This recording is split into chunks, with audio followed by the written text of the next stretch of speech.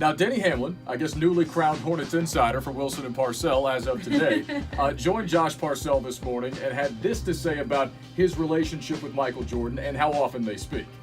Really at a Hornets game, probably 2008 or so, maybe 2009.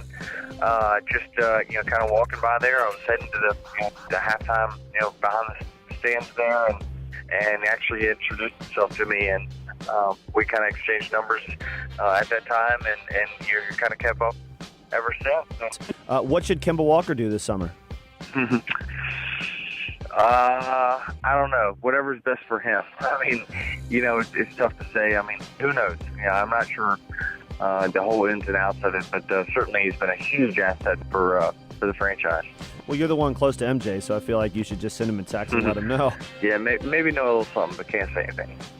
Okay, so when I first heard about this, Kelsey, I was all ready to say, I don't think Denny's going to take some really valuable private information that Michael Jordan may or may not have shared with him and just put all the Hornets and Michael's business out on national television. But he just went and said unlikely. So I don't know how I'm going to defend that, but I tell you what, can you imagine the explosion of heads around this city if they did nothing with Kemba Walker prior to free agency and then just watched him walk away? No. I can't even wrap my head around still Denny saying this, because he obviously does have a relationship with Michael Jordan if they're texting a few times a month and keeping up. But if MJ told you that was unlikely, that's probably the last thing that I would say on television, on ESPN. Yeah. Unlikely to see him back. Now, also, I didn't know MJ was a big NASCAR fan, so that's cool too. Yeah. Well, see, the race part makes sense because Mike was racing motorcycles for a while. I know he's into motorsports, especially in that way. So I'm not surprised to hear that he's a NASCAR fan because I know he's a race fan.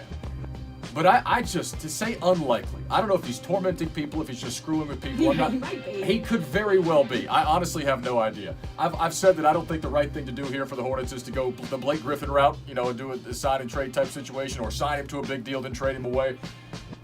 But man, heads would explode. Heads would roll all over the city if that were the case and nothing was brought back in return for, let's say what it is. I mean, he's the most beloved player in the history of this franchise. Maybe Muggsy Bogues, but certainly the most accomplished player in the history of this franchise, Kemba Walker. I'd like to believe Denny's just messing with us a little bit.